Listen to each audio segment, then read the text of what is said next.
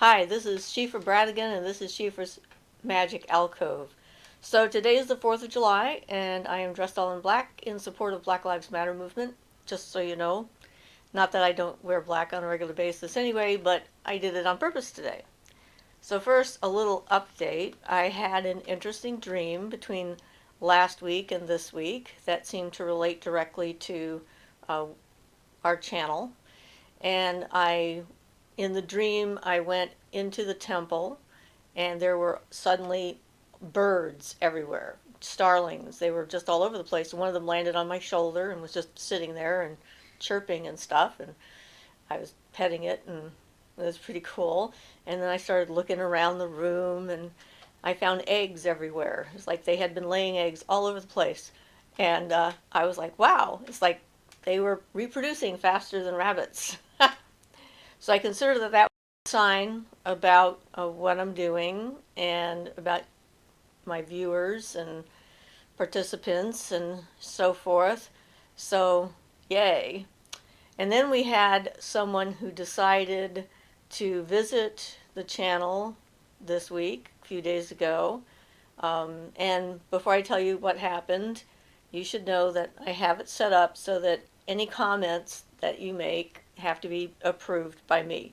And I've pretty much approved every comment, so it's not like it's been an issue, but I did that on purpose, not knowing for sure what might come through. And, it's my job to kind of keep things on a sane level so that people don't have to wade through a bunch of stupidity. So apparently a Christian found my channel and decided to put a huge, long explanation about how he knows that God is real, and expected that I would read the entire thing, which I didn't because I really not interested. And so it's gone, and you never saw it. But it made me think about, what to talk about today. And I had several different notions in my head of what I wanted to address. And then having that happen, it sort of coalesced into what would be a good thing to talk about, and decided on talking about boundaries. Because boundaries are extremely important for both your personal well-being and for your magical well-being. And so we'll see where this goes, because as all of our subjects are, it's a huge subject in and of itself, but it's important to understand what boundaries are. And since I was raised in a household where boundaries were not allowed, I had to learn about boundaries, that they were good and necessary and one should have them. So, like in my childhood, I wasn't permitted to decide whether someone could kiss me or hug me or anything like that, and that has become actually one of my boundaries that I've adopted, because it's just really not okay to assume that everyone out there has the same level of friendliness if you are a hugger, and there's lots of people who are huggers out there, and it's not that you're bad, but it's not everyone is comfortable with getting a hug from someone that they don't know really well. I'm fine with family, it's not that I don't hug people at all, but I had there's a church here in our community that I went to, a Unity church, and I had a hard time at their service, not just because of what they were talking about, although they try to be, inclusive and open to everything and everybody. It was pretty clear that the person at the time who was in charge was very God, Jesus focused, and, changed mother, father, God kind of thing to make it more inclusive. But the congregation that they had was very annoying for me, because they just assumed that hugging was okay. And I would have total strangers I'd not met in my entire life come up and grab me and wrap their arms around me and tell me how much they loved me. And I'm like, you don't even know my name. How can you love me? There's these definitions of things again. And so I won't go. I mean, it's like, it's not okay. And it started in the New Age movement. There was this thing about everyone's your brother and sister, and everyone hugs each other and stuff like that. And it was a very confusing time. I still hadn't developed good boundaries, even though I had started to. at that point. And so the question becomes, how do you develop boundaries and what is their purpose? So in a magical setting, if you don't have boundaries, if you don't know what they are, if you can't set them in your personal life, how can you set them in your magical life? Because when you're casting a circle or drawing a circle, you're, by virtue of your imagination, creating a boundary. And if you, as a person, don't have any, then as a magical practitioner, you aren't going to have any either. It's just not going to work because it's a less physical boundary. It's not like sitting in a house or sitting in a room with walls. We have a natural boundary here. We're in a temple. It has 4 walls. But my astral temple on another plane is all me. I put everything there, and everything that in it is an expression of who I am. So, getting to know who you are is part of that process of figuring out what your boundaries should be. And again, in a lot of the New Age philosophy and so forth, and Christianity and some other religions, there's this accept everybody for who they are. You should never judge anyone or criticize anyone. Everybody is equal, has an equal voice, etc., etc., etc. And in reality, that is a dangerous combination of factors to make people vulnerable to other people who will take advantage of that. So when you're in a situation, if you start to feel uncomfortable, whether you have a physical feeling, like if I'm talking to someone and they're lying to me, I get spacey. It's like all of a sudden I can't touch the ground. I feel like there's no ground under my feet. I'm off balance, really physically even off balance and off kilter. And I now understand that that feeling that I have when I talk to someone who's lying is because I'm reading their body language, and their body language is not matching their words that are coming out of their mouth. And so if you've experienced that, you've got an idea of what I'm talking about. If you haven't, and you do in the future, then you'll remember this. And since most communication directly between people in person is through body language, expression, not just the tone of the voice, but all those things that go into it, the eyes, the mouth, and everything that works along with it is all a part of the package. And the words are kind of like a minor percent of what's happening. It's one of the reasons why I'm actually enjoying doing these videos, because I've actually watched a couple of my videos all the way through. It's kind of weird watching yourself, but what I really noticed about them was my essential self comes through. So I'm tickled. I'm tickled about that because I am who I am. So there's that as a good example of boundaries. And then there are the boundaries, your personal boundaries, as far as what you're willing to do or not to do. Like there are certain lines that I won't cross that are not okay to me to cross, for other people to cross. I mean, there's just, and this is about self-defining. Self-definition is a way that you determine who you are, who you are as a person or as a being in the universe is defined by the choices that you make, and then your responses to those choices and the changes that you make in response to those choices. It's like a whole series of these small events that collect together and become a larger definition or expression of your essential nature. So sitting with yourself and feeling where you're uncomfortable tells you where your natural boundaries are to start with. If you have some, that's awesome. If you don't, you'll have a hard time figuring out where your edges are. And you can do some experiments to figure out like your space boundary, which is a pretty simple one for people to do, where you have to have 2 people in order to do this because it's kind of hard to do it with yourself.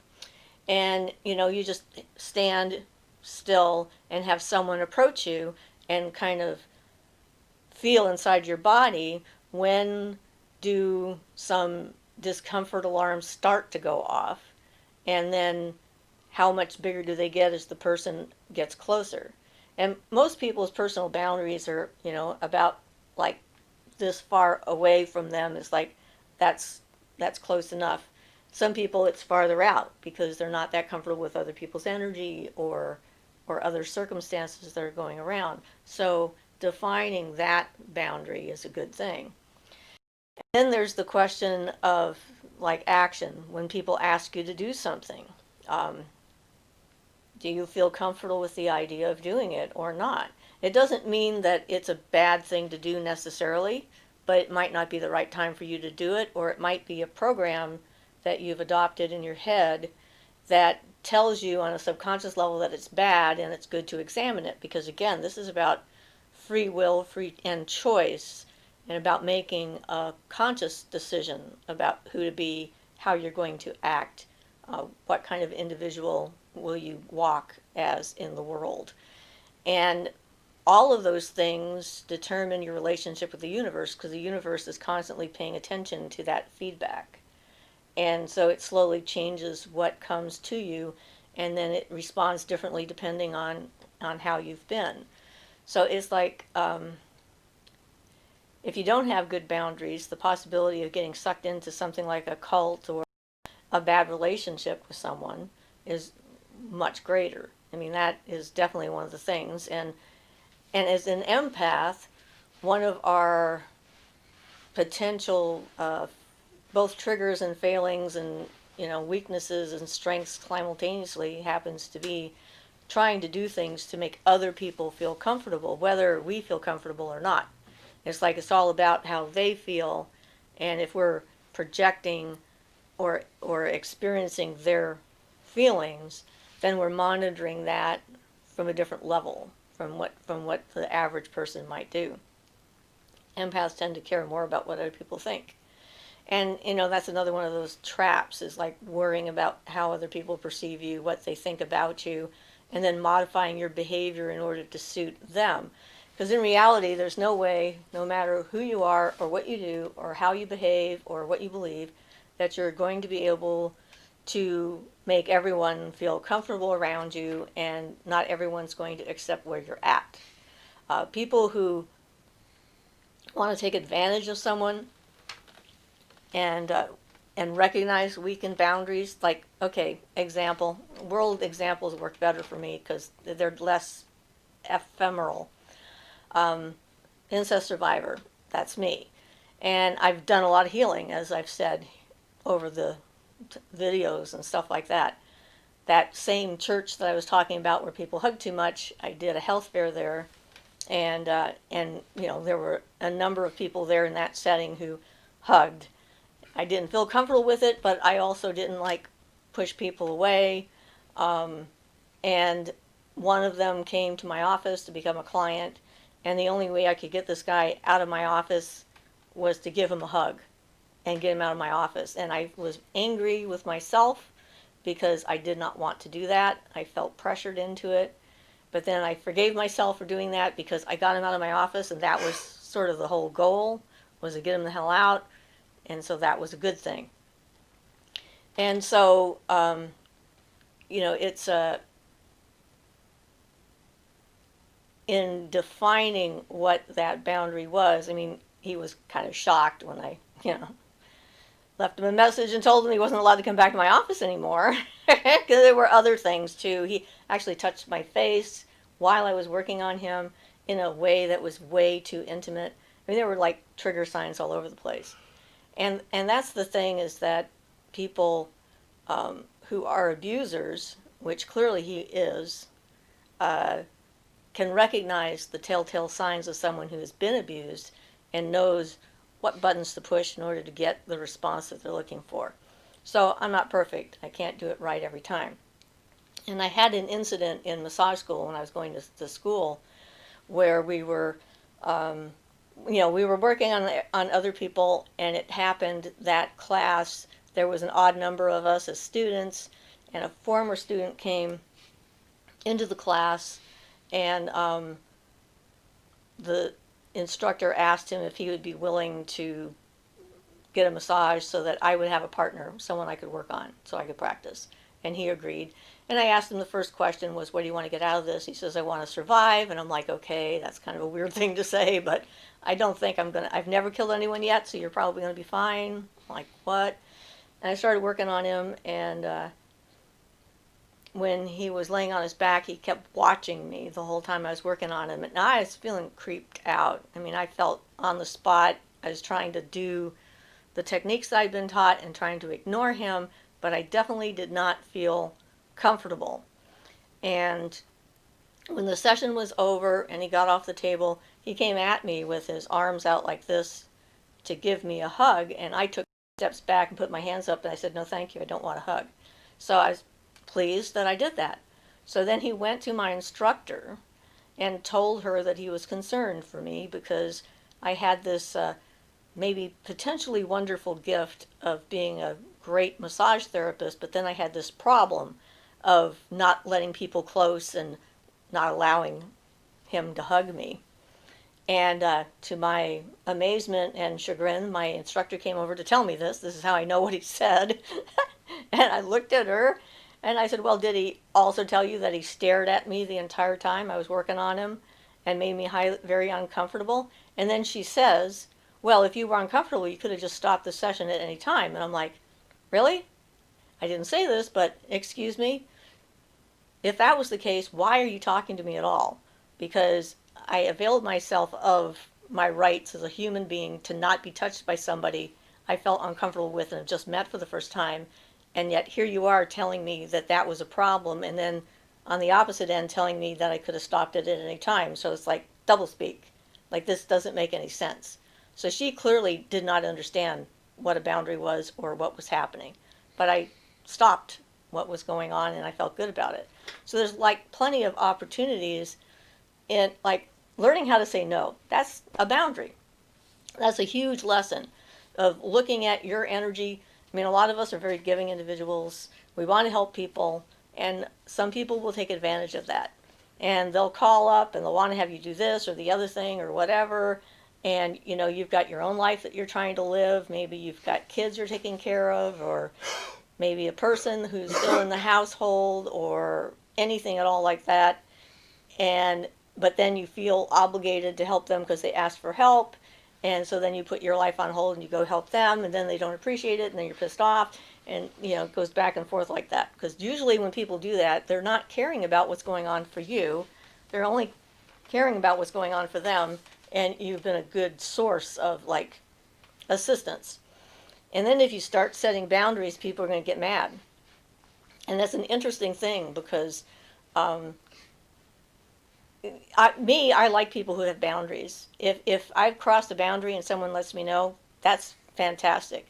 Because I'm human, I make mistakes, I'm not always on and, you know, picking up on every nuance that's going on around me. And then I have more information to be able to deal with that person later or make them comfortable or decide that it's not a good relationship for us to begin. And that's a good thing. So figuring out how to balance your own needs, it's not about being selfish in like the negative sense, but being selfish in the sense that no one's going to take care of you better than you can take care of yourself, and knowing what is good for you. And I've experienced this kind of thing where with food tastes, if I don't like a food someone else likes, they get all hot and bothered about it. I have experienced this with magical operations and stuff like that, like the coven group that I left because of how they were treating other members and the stuff that they wanted to do I wouldn't participate in. You know, and I have a reputation here in my own community of being a hard ass, and it's my way or the highway. And it's like, if I'm participating in it, I'm not going to participate in it if it makes me feel uncomfortable on a spiritual level, a magical level, a personal level, whatever, because that would be stupid. And if that's what it means to be a hard ass, then yes, I'm a hard ass. And it's not my way or the highway. It's just like, if we're going to do something together, we need to all agree on what is okay to do together. And that's like a group kind of boundary. And working with other people can be complicated because everybody's at a different state of healing and development and comprehension and understanding and awareness and skill sets and, all that stuff. So it's hard to find people that are all on the same level where you don't have an issue that you have to work through. So anyway, and without good boundaries, like when I was a kid and I had the thing that attacked me when I was little, well, teenager, not too little yet, I knew that I had the right to say, no, you can't be inside me, you have to leave, because it's my body and not yours, and you're out of here. I don't know how I knew that, because certainly my home environment didn't teach me that that was okay. I couldn't defend myself, protect myself from the grown-ups that were around, but I could against the spirits. But that's the thing. Generally speaking, you need to have both of those things to be more effective on a magical level. You need to have that part of your life working as well. It's not essential in the sense that you can get stuff done that you don't know that you can do sometimes because you need to, but it makes it a lot easier. It takes a lot less energy and concentration and focus. And when you're crafting a spell or trying to work with an energy, a being, a power, a spirit, a plane of existence, a planetary energy, knowing your energy is the key to being able to figure out what's you, what's them, and if you're having a bad reaction to it or not. Anywho.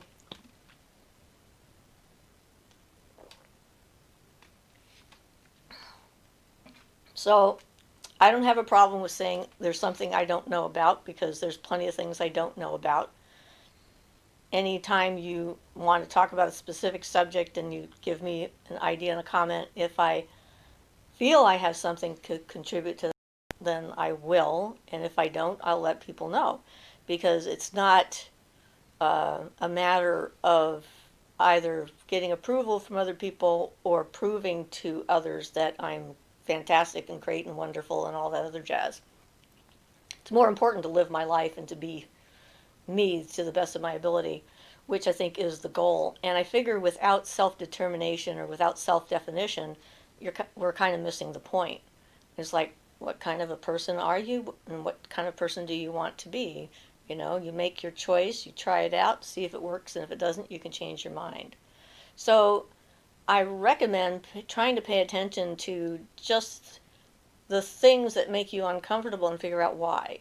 I mean, sometimes it's because someone told you when you were a kid that, like, red is evil, because you absorbed that, which is one of the things we're just figured out the other day. Is like, wow, the color red makes me think of something bad. Why is that?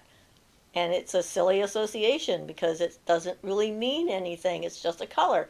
So, you can work within your own framework and figure out what things make sense and what don't. It's like identifying your survival tactics and testing them out to see if they're still a valid way of surviving. Is this really a good method for getting what I want, or expressing myself, or making other people understand me, or being in a relationship? I did a lot of crying when I was young. There was a lot of things I couldn't understand, and a lot of that just revolved around the environment that I was born into, and then not understanding as I got older what that meant. And it's not easy, and I know it because I lived it. It's a terrible thing to be with the wrong person. So, like, physical boundaries, like being in a bad relationship. With my second marriage, I would have preferred if he had hit me, because that would have been more clear to me that what he was doing, instead of it being all verbal abuse.